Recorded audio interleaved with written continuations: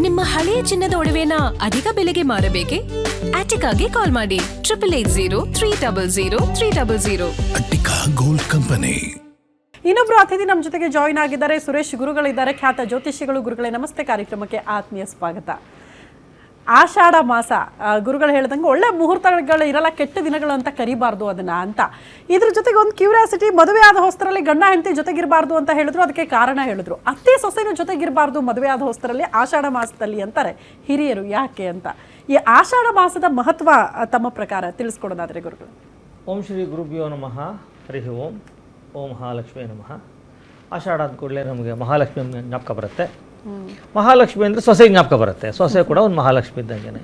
ಅಂತಹ ಮಹಾಲಕ್ಷ್ಮಿಯನ್ನು ಹೊಸದಾಗಿ ಮದುವೆ ಆಗಿರತಕ್ಕಂಥ ನವವಧು ಯಾಕೆ ಅವರನ್ನು ಅಲ್ಲಿ ಮನೆಯಲ್ಲಿ ಅತ್ತೆ ಮನೆಯಲ್ಲಿ ಇರಲ್ಲ ಅನ್ನೋದು ಪ್ರಶ್ನೆ ಯಾವಾಗಲೂ ಎಲ್ಲರನ್ನು ಕಾಡುತ್ತೆ.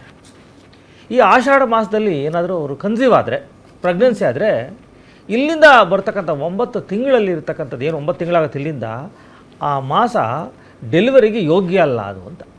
ಈ ವಿಪರೀತ ಬಿಸಿಲು, ಸೊ ಬಾಣಂತಿಗೆ ಅದು ಕಸಿವಿಸಿ ಆಗುತ್ತೆ, ಮಗು ಬಾಣಂತಿಗೂ ಮಗು ಕಸಿವಿಸಿ ಆಗುತ್ತೆ. ಆದ್ದರಿಂದ ಈ ತಿಂಗಳನ್ನು ಅವಾಯ್ಡ್ ಮಾಡಿದ್ರೆ, ಗಂಡ ಹೆಂಡತಿ ಜೊತೆಲಿರೋದು ಈ ತಿಂಗಳಲ್ಲಿ ಆಷಾಢವನ್ನು ಅವಾಯ್ಡ್ ಮಾಡಿದ್ದೆ ಆದರೆ ಮುಂದೆ ಇಲ್ಲಿಂದ ಏನು 228, 78, 60 ದಿನಗಳು ಬರ್ತವೋ, 300 ಏನು ನವಮಾಸ ಅಂತ ಕರಿತೀವೋ, ಆ ನವಮಾಸಗಳ ತಿಂಗಳು ಪ್ರಶಸ್ತವಾಗಿರಬೇಕಾದ್ರೆ ಈ ತಿಂಗಳನ್ನು ನೀವು ವರ್ಜ ಮಾಡಬೇಕು ಅಂತ ಹೇಳ್ತಾರೆ. ಅದಕ್ಕೆ ಅತ್ತೆ ಸೊಸೆ, ಯಾರು ನಮ್ಮ ಅತ್ತೆ ಮನೆಯಲ್ಲಿ ಸೊಸೆ ಇರೋಂಗಿಲ್ಲ, ಸೊಸೆ ಇದ್ದರೆ ಗಂಡ ಹೆಂಡತಿ ಸೇರ್ತಾರೆ ಅನ್ನೋದು ಕಾನ್ಸೆಪ್ಟಿಂದ ಅದನ್ನು ಬಿಟ್ಟಿರ್ತಾರೆ. ಸೊ ಎರಡನೇದು, ಆಷಾಢದಲ್ಲಿ ನಕ್ಷತ್ರಗಳು 2 ನಕ್ಷತ್ರಗಳು, ಒಂದು ಪೂರ್ವಾಷಾಢ, ಒಂದು ಉತ್ತರಾಷಾಢ ನಕ್ಷತ್ರ ಅಂತ ಇರ್ತದೆ. ಸೊ ಈ ಪೂರ್ವಾಷಾಢ ಉತ್ತರಾಷಾಢ ನಕ್ಷತ್ರ ಅಂತಕ್ಕಂಥದ್ದು 2 ನಕ್ಷತ್ರಗಳು ಬಂದಾಗ ಪೂರ್ವಾಷಾಢ ನಕ್ಷತ್ರದಲ್ಲಿ ಯಾವ ಶುಭ ಕಾರ್ಯಗಳನ್ನು ಮಾಡಲ್ಲ. ಉತ್ತರಾಷಾಢದಲ್ಲಿ ಮಾಡ್ತೀವಿ, ಪೂರ್ವಾಷಾಢದಲ್ಲಿ ಮಾಡಲ್ಲ. ಪೂರ್ವಾಷಾಢದಲ್ಲಿ ಏನಾದರೂ ಕೂಡ ಪೌರ್ಣಮಿ ಬಂದಿದ್ದೇ ಆದರೆ, ಚಂದ್ರನು ಯಾವಾಗ ಆ ಪೂರ್ವಾಷಾಢ ನಕ್ಷತ್ರಕ್ಕೆ ಎಂಟ್ರಿ ಕೊಡ್ತಾನೆ ಪೌರ್ಣಮಿ ಆಗುತ್ತೆ. ಅದಕ್ಕೋಸ್ಕರ ನಾವು ಮಾಸ ಅಂತ ಕರಿತೀವಿ. ನಮ್ಮ ಹಿಂದೂ ಸಂಪ್ರದಾಯದಲ್ಲಿ 2 ಮಾಸಗಳು, ಒಂದು ಚಾಂದ್ರಮಾನ, ಒಂದು ಸೌರಮಾನ ಅಂತ. ಸೊ ಚಾಂದ್ರಮಾನಕ್ಕೆ ಸಂಬಂಧಪಟ್ಟ ಹಾಗೆ ಈ ಆಷಾಢ ಅಂತಕ್ಕಂಥದ್ದು. ಅದರಲ್ಲೂ ಕೂಡ ಸೌರಮಾನ ಮತ್ತು ಚಂದ್ರಮಾನ ಎರಡನ್ನೂ ಗುರಿಯಾಗಿ ಇಟ್ಕೋಬೇಕಾಗತ್ತೆ ನಾವು. ಕೆಲವರು ಹೇಳ್ತಾರೆ ಇವಾಗ ಆಷಾಢದಲ್ಲಿ ನಮ್ಮ ತಮಿಳ್ನಾಡಲ್ಲಿ ಮದುವೆ ಆಗುತ್ತೆ, ಮಂಗಳೂರಲ್ಲಿ ಮದುವೆ ಮಾಡುತ್ತೆ, ಬೇರೆ ಸಂಪ್ರದಾಯದವ್ರು ಮದುವೆ ಮಾಡ್ಕೋತಾರಲ್ಲ, ನಾವ್ಯಾಕೆ ಮಾಡ್ಕೋಬಾರ್ದು ಅಂತ ಕೇಳಿದ್ದೀರ ನೀವು ಮಾತನ್ನು. ಅವ್ರು ಮಾತ್ರ ಮಾಡ್ಕೋತಾರೆ, ಆಷಾಢದಲ್ಲಿ ಎಲ್ಲ ಕಡಿಮೆ ರೇಟ್ ಇರುತ್ತೆ ಅಂತ ಅವ್ರು ಮದುವೆ ಮಾಡ್ಕೋತಾರೆ, ನಾವೆಲ್ಲ ಯಾಕೆ ಮಾಡಬಾರ್ದು ಅಂತಿರುತ್ತೆ. ಅವರು ಯಾರು ಸಂಪ್ರದಾಯವನ್ನು ಬದ್ಧ ಮಾಡ್ತಾರೋ ಅಂತಂದರೆ ಸೌರಮಾನ ರೀತಿಯಾಗಿ ಯಾರು ಫಾಲೋಅಪ್ ಮಾಡ್ತಾರೋ ಅವ್ರಿಗೆ ಆಷಾಢದ ಎಫೆಕ್ಟ್ ಇರಲ್ಲ, ಚಾಂದ್ರಮಾನ ರೀತಿಯಾಗಿ ಮಾಡೋರಿಗೆ ಮಾತ್ರ ಎಫೆಕ್ಟ್ ಇರ್ತದೆ. ಅದನ್ನು ನೋಡಿಕೊಂಡು ಅವರವರ ಸಂಪ್ರದಾಯದಂತೆ ಆಷಾಢ ಆಚರಣೆ ಮಾಡಬೇಕೇ ವಿನಃ ಇನ್ನೊಬ್ರು ಮಾಡ್ತಾವ್ರಲ್ಲ ನಮಗೆಲ್ಲ ಹೇಳ್ತಾರೆ ಕೂತ್ಕೊಂಡು, ನೀವು ಆಷಾಢದಲ್ಲಿ ಅದು ಮಾಡಬೇಡಿ ಇದು ಮಾಡಬೇಡಿ ಅಂತ ಹೇಳ್ತಾರೆ. ಅಲ್ಲಿ ನೋಡಿದ್ರೆ ಅವರು ಛತ್ರಗಳೆಲ್ಲ ಬೇರೆ ಬೇರೆ ಛತ್ರ ಸಿಗ್ತಾ ಅವ್ರಿಗೆ, ಆಮೇಲೆ ಬಟ್ರ್ ಸಿಗ್ತಾರೆ, ಎಲ್ಲ ರೇಟ್ ಕಡಿಮೆ ಆಗಿರುತ್ತೆ. ಅಂಥ ಸಮಯದಲ್ಲಿ ಕೆಲವು ಸಂಪ್ರದಾಯದವರು ಮದುವೆ ಮಾಡ್ಕೋತಾರೆ, ನಮ್ಮನ್ನು ಮಾತ್ರ ಮಾಡ್ಕೋಬೇಡ ಅಂತ ಏನಾದರೂ ಒಂದು ಅಜ್ಞಾನ ಇದ್ದರೆ ಅದಲ್ಲ ಅವರ ಆಚರಣೆ. ಅಂತಂದರೆ ಚಾಂದ್ರಮಾನ ಸೌರಮಾನ ಆಚರಣೆ ಮಾಡಿದ್ಮೇಲೆ ಮುಖಾಂತರ ಆಗುತ್ತೆ ಅನ್ನೋದು ಹೇಳ್ತೀನಿ. ಆದರೆ ಈ ಪೂರ್ವಾಷಾಢ ನಕ್ಷತ್ರ ಅಂತಕ್ಕಂಥದ್ದು 27 ನಕ್ಷತ್ರಗಳಲ್ಲಿ ಅಶುಭವಾಗಿರತಕ್ಕಂಥ ನಕ್ಷತ್ರ. ಆ ನಕ್ಷತ್ರಕ್ಕೆ ಚಂದ್ರನ ಬಂದಾಗ ಯಾವ ಶುಭ ಕಾರ್ಯಗಳನ್ನು ಮಾಡಲ್ಲ, ಅದು ಚಾಂದ್ರಮಾನ ಫಾಲೋಅಪ್ ಮಾಡೋರು ಮಾತ್ರ. ಹಾಗಿದ್ರೆ ಈ ಚಾಂದ್ರಮಾನದಲ್ಲಿ ಏನಾಗ್ತದೆ, ಯಾವ ಶುಭ ಕಾರ್ಯಗಳನ್ನು ಮಾಡದೇ ಇದ್ದಾಗ ಅವ್ರಿಗೆ ಬಿಡುವು ಸಿಗ್ತದೆ. ಆ ಬಿಡುವು ಸಿಕ್ಕಿದಾಗ ಏನು ಮಾಡಬೇಕು, ಮನುಷ್ಯನಿಗೆ ಧರ್ಮ ಅರ್ಥ ಕಾಮ ಮೋಕ್ಷ ಚತುರ್ವಿಧಗಳು ಬೇಕೇ ಬೇಕಾಗ್ತದೆ. ಪ್ರತಿಯೊಬ್ಬ ಮನುಷ್ಯನಿಗೆ ಈಗಿನ ಕಲಿಗಾಲದಲ್ಲೂ ಕೂಡ ಹಣಕಾಸು ಇಲ್ಲ ಅಂದರೆ ಹೆಣವನ್ನು ಹೂಳಲಿಕ್ಕೂ ಕಷ್ಟ.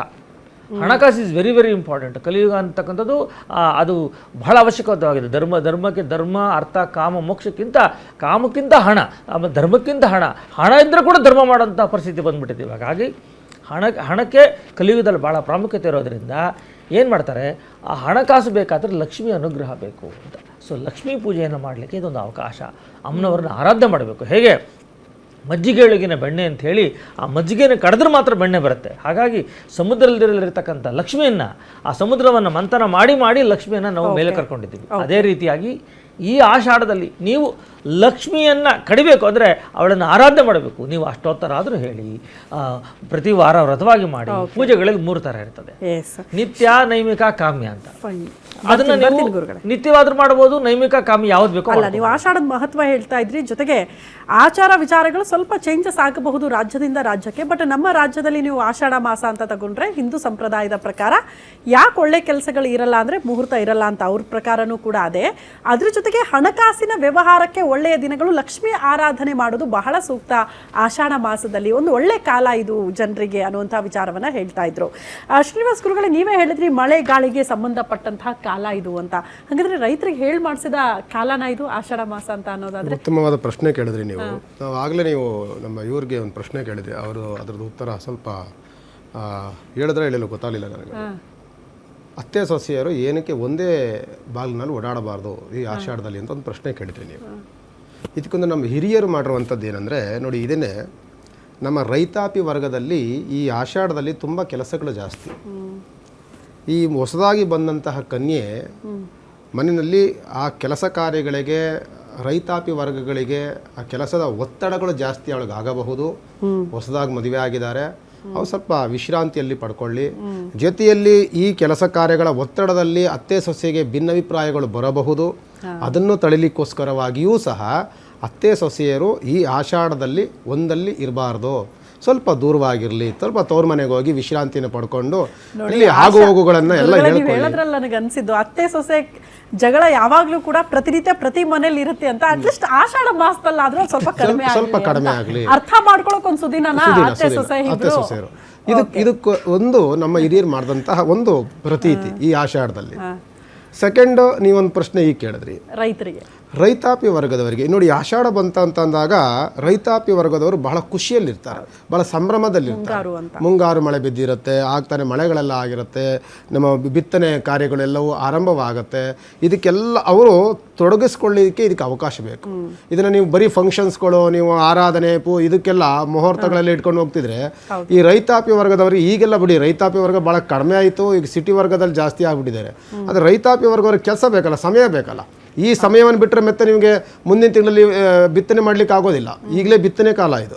ಈ ಬಿತ್ತನೆ ಕಾಲದಲ್ಲಿ ನೀವು ಮುಹೂರ್ತಾದಿಗಳನ್ನು ಇಟ್ಕೊಂಡಾಗ ನಿಮಗೆ ಆ ಕೆಲಸ ಮಾಡಲಿಕ್ಕೆ ಆಗೋದಿಲ್ಲ. ಅದಕ್ಕೇನು ಮಾಡ್ತೀವಿ, ಇದನ್ನು ವಿಶ್ರಾಂತಿಯ ಕಾಲ. ಆಷಾಢ ಮಾಸ ಬಂದಾಗ ಮಳೆ ಕಾಲಗಳಾಗಿರೋದ್ರಿಂದ, ಮಳೆ ಗುಡುಗಿನ ಕಾಲ ಆಗಿರೋದ್ರಿಂದ, ಚಳಿಕಾಲ ಆಗೋದ್ರಿಂದ ಇದಕ್ಕೆ ನಾವು ಹೇಳ್ತೀವಿ ಇದಕ್ಕೆ ವಿಶ್ರಾಂತಿಯ ಕಾಲ. ಅದಕ್ಕೆ ಶೂನ್ಯ ಮಾಸ. ಆಷಾಢದಲ್ಲಿ ಯಾವುದೇ ಶುಭ ಕಾರ್ಯಗಳನ್ನು ನೀವು ಇಡಲಿಕ್ಕೆ ಹೋಗಬೇಡಿ. ಆದರೆ ಏನು ಮಾಡೋದು ಗುರುಗಳೇ, ನಾವೇನೋ ಒಂದು ಮಾಡಲೇಬೇಕಲ್ಲ ಅಂದಾಗ ವ್ರತಗಳನ್ನು ಮಾಡಿ, ನೇಮಾದಿಗಳನ್ನು ಮಾಡಿ, ಚಾತುರ್ಮಾಸ ಕಾಲ ಅಂತ ಇಲ್ಲಿಂದ ಮಹಾವಿಷ್ಣುವಿನ ಶಯನದ ಕಾಲ ಅಂತ ನಾವು ಹೇಳ್ತಿರ್ತೀವಿ. ಚಾತುರ್ಮಾಸ ಅಂದ್ರೇನು, ಎಲ್ಲ ವ್ರತ ನೇಮ ಪೂಜಾ ಪುನಸ್ಕಾರಾದಿಗಳನ್ನು ಮಾಡುವಂಥ ಕಾಲಘಟ್ಟ ಇದು. ಈ ಸಮಯದಲ್ಲಿ ನೀವು ಮಾಡಬೇಕಾಗಿರುವಂಥದ್ದು ಅಮೃತ ಮಹಾಲಕ್ಷ್ಮಿ ಧ್ಯಾನ ಅಂತ ಒಂದು ಬರುತ್ತೆ. ಅಮೃತ ಮಹಾಲಕ್ಷ್ಮಿ ವ್ರತ ಅಂತಲೇ ಬರುತ್ತೆ ಈಗ ಆಷಾಢದಲ್ಲಿ. ಕೆಲವರು ಈ ಚಾಂದ್ರಮಾನ ಸೌರಮಾನ ಅಂತ ಎತ್ಕೊಂಡ್ರು. ಇವರು ಚಾಂದ್ರಮಾನ ಸೌರಮಾನ ಅದೇ ತೊಗೊಂಡ್ರು. ನಾವೆಲ್ಲರೂ ಚಾಂದ್ರಮಾನ ಮಾಡ್ತೀವಿ, ಅವರು ಸೌರಮಾನಗಳನ್ನು ಮಾಡ್ತಾರೆ. ಯಾರು ಸೌರಮಾನದವರು ಆಡಿ ಅಂತ ಹೇಳ್ತಾರೆ, ನಾವು ಚಾಂದ್ರಮಾನದವರು ಆಷಾಢ ಅಂತ ಹೇಳ್ತೀವಿ. ಏನು ಬೇರೆ ವ್ಯತ್ಯಾಸಗಳೇನಿಲ್ಲ. ಆದರೆ ಎಲ್ಲರೂ ಮಾಡುವಂಥದ್ದು ಒಂದೇ ವ್ರತ. ಒಂದು ಅಮೃತ ಮಹಾಲಕ್ಷ್ಮಿ ಪೂಜೆಯನ್ನು ಮಾಡ್ತಾರೆ, ಗುರುಪೌರ್ಣಿಮೆ ಬರುತ್ತೆ, ಮತ್ತು ಪ್ರಥಮ ಏಕಾದಶಿ ಅಂತ ಬರುತ್ತೆ. ಇವೆಲ್ಲವೂ ಸಹ ಆಷಾಢದಲ್ಲಿ ನೇಮಾದಿಗಳಿಗೆ, ವ್ರತಾದಿಗಳಿಗೆ, ಪೂಜೆ ಪುನಸ್ಕಾರಾದಿಗಳಿಗೆ ಹೇಳಿ ಮಾಡಿಸಿದಂಥ ಕಾಲ. ಮತ್ತು ಸಂಕಲ್ಪ ಕಾಲ ಅಂತ ನಾವು ಹೇಳ್ತೀವಿ. ಇದು ಸಂಕಲ್ಪ ಮಾಡ್ಕೊಳ್ಬೇಕು, ನಾವೇನೇ ಒಂದು ಸಿದ್ಧಿ ಮಾಡ್ಕೊಳ್ಬೇಕು, ನಮ್ಮ ವ್ಯವಹಾರಗಳು ನಮ್ಗೆ ಆಗಬೇಕು, ನಮ್ಮ ಇಷ್ಟಾರ್ಥಗಳಾಗಬೇಕು, ನಮ್ಮಲ್ಲಿ ಏನೋ ಬೇರೆ ಬೇರೆ ಇಷ್ಟಾರ್ಥಗಳು ಸಿದ್ಧಿ ಆಗಬೇಕು ಅಂದಾಗ ನಾವು ಇದನ್ನು ಸಂಕಲ್ಪ ಮಾಡ್ಕೊಳ್ಳುವಂಥ ಕಾಲ. ನೀವು ದೇವಸ್ಥಾನಕ್ಕೆ ಹೋಗ್ತೀರಿ, ಯಾವುದೇ ಒಂದು ಮನೆ ದೇವರು, ಕುಲದೇವರು, ಇಷ್ಟದೇವರು, ಗ್ರಾಮದೇವ್ರಿಗೆ ಹೋಗ್ತೀರಿ, ಅಥವಾ ಮನೆಯಲ್ಲೇ ಏನೋ ಒಂದು ಪೂಜೆ ಹೋಮಾದಿಗಳನ್ನು ಮಾಡ್ಕೊಳ್ತೀವಿ ಅಂದಾಗ ಸಂಕಲ್ಪ ಮಾಡ್ಕೊಳ್ಬೇಕು. ಬೇರೆ ಮುಂದೆ ನಾನು ಈ ಥರ ಆಗಬೇಕು ಅನ್ನೋದಕ್ಕಿಂತ ಮುಂಚೆ ಸಂಕಲ್ಪ ಮಾಡ್ಕೊಳ್ಬೇಕು. ಈ ಮಾಸವನ್ನು ಸಂಕಲ್ಪದ ಕಾಲ ಅಂತ ಹೇಳ್ತಿರ್ತೀವಿ. ಈ ಸಂಕಲ್ಪವನ್ನು ಮಾಡಿಕೊಂಡಂತಹ ಕಾಲ ಮುಂದೆ ಸಿದ್ಧಿ ಕಾಲಗಳು ಅಂತ ಶುರು ಆಗುತ್ತೆ. ಎಲ್ಲಿಂದ ಸಿದ್ಧಿ ಆಗುತ್ತೆ? ಮುಂದಿನ ತಿಂಗಳಿಂದ ಸಿದ್ಧಿ ಕಾಲಗಳು. ಈ ಸಂಕಲ್ಪ ಮಾಡ್ಕೊಳ್ಬೇಕು. ಈ ಸಂಕಲ್ಪ ಮಾಡಬೇಕು ಅಂತ ನಿಮ್ಮ ಇಷ್ಟಾರ್ಥಗಳು, ನಿಮ್ಮ ನೇಮಾದಿಗಳು, ಮತ್ತು ನಿಮ್ಮ ಏನು ಆಗಬೇಕು ಅಂತ ನೀವು ಅಂದ್ಕೊಂಡಿರ್ತೀರಿ, ಅದೆಲ್ಲದಕ್ಕೂ ಸಹ ಈಗ ಒಂದು ದೇವಸ್ಥಾನಕ್ಕೆ ಹೋಗ್ತೀರಿ, ಅಲ್ಲೊಂದು ಸಂಕಲ್ಪ ಮಾಡ್ಕೊಳ್ತೀರಿ, ಅಥವಾ ಮನೆಯಲ್ಲೇ ಹೋಗ್ತೀರಿ. ಒಂದು ಲಕ್ಷ್ಮಿ, ಈಗ ನೋಡಿ ಪ್ರತಿ ಶುಕ್ರವಾರ ಮಹಾಲಕ್ಷ್ಮಿ ವ್ರತ ಅಂತ ಬರುತ್ತೆ, ವಿಶೇಷವಾಗಿರುತ್ತೆ. ಅದರಲ್ಲೂ ಸಹ ಈ ಚಾತುರ್ಮಾಸ ಕಾಲಗಳು ಅಂತ ಬಂದಾಗ ವ್ರತ, ತೇರು ಮತ್ತು ಪ್ರಾಕಾರ ಇವೆಲ್ಲವೂ ಸಹ ವಿಶೇಷವಾಗಿ ನಡೀತಾ ಇರುತ್ತೆ. ಮತ್ತು ಗುರುಪೌರ್ಣಿಮೆ ಬರುತ್ತೆ. ವಿಶೇಷವಾಗಿ ಈ ಮಾಸದಲ್ಲಿ ಗುರುವನ್ನು ಮತ್ತು ವಿಷ್ಣುವಿನ ಅತ್ಯಂತವಾಗಿ ಆರಾಧನೆ ಮಾಡುವಂಥ ಕಾಲಗಳು. ಗುರುಪೌರ್ಣಿಮೆ ಬರುವಂಥದ್ದು ಈಗ ವ್ಯಾಸ ಹುಣ್ಣಿಮೆ ಅಂತ ನಾವು ಹೇಳ್ತಿರ್ತೀವಿ. ವ್ಯಾಸರನ್ನು ದೇವಗುರು ಅಂತ ಹೇಳ್ತಿದ್ವಿ ನಾವು. ಈಗ ನಾವೆಲ್ಲವೂ ಸಾಯಿಬಾಬಾ, ರಾಘವೇಂದ್ರ ಎಲ್ಲರೂ ಇಟ್ಕೊಂಡಿದ್ರೆ, ಆಗಿನ ಕೃತಾಯುಗ ತ್ರೇತಾಯುಗದಲ್ಲಿ ವ್ಯಾಸ ಮಹಾಮುನಿಗಳ ಕಾಲ ಅಂತ ಈ ಹುಣ್ಣಿಮೆಯನ್ನು ಮಾಡ್ತಿದ್ರು.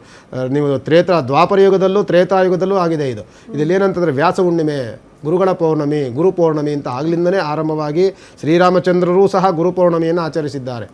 ಇಂಥದನ್ನು ನಾವೀಗೇನು ಮಾಡ್ತೀವಿ ಅಂದರೆ ಗುರು ಪೌರ್ಣಮಿ ಅಂದ್ಬಿಟ್ಟು ನಾವು ಈಗ ನಮ್ಮ ಕಾಲಘಟ್ಟದಲ್ಲಿ ನಮ್ಮ ತಕ್ಷಣ ನೆನಪು ಬರುವಂಥದ್ದು ಗುರು ರಾಘವೇಂದ್ರ ಸಿಗ್ತಾರೆ, ಸಾಯಿಬಾಬಾ ಸಿಗ್ತಾರೆ, ದತ್ತಾತ್ರೇಯ ಸಿಗ್ತಾರೆ. ಇಂಥವ್ರನ್ನ ನಾವು ಗುರು ಪೌರ್ಣಮಿ ಅಂತ ಮಾಡ್ತೀವಿ. ಜೊತೆಯಲ್ಲಿ ಕೆಲವು ಮಠ ಮಂದಿರಗಳಲ್ಲಿ ಇದನ್ನು ಮಾಡಿದ್ರೆ, ಕೆಲವು ದೇವಸ್ಥಾನಗಳಲ್ಲಿ ವಿಷ್ಣುವಿನ ಆರಾಧನೆ, ಚಾತುರ್ಮಾಸ ಕಾಲಗಳ ಮಹಾವಿಷ್ಣುವಿನ ಉಪಾಸನೆ ಆರಾಧನೆಗಳನ್ನು ಮಾಡೋದಕ್ಕೆ ಅತ್ಯಂತ ಪವಿತ್ರ ಕಾಲ. ಇದೆಲ್ಲವೂ ಸಹ ಮಾಡಿ ಸಂಕಲ್ಪವನ್ನು ಮಾಡಿಕೊಳ್ಬೇಕು. ಓಕೆ.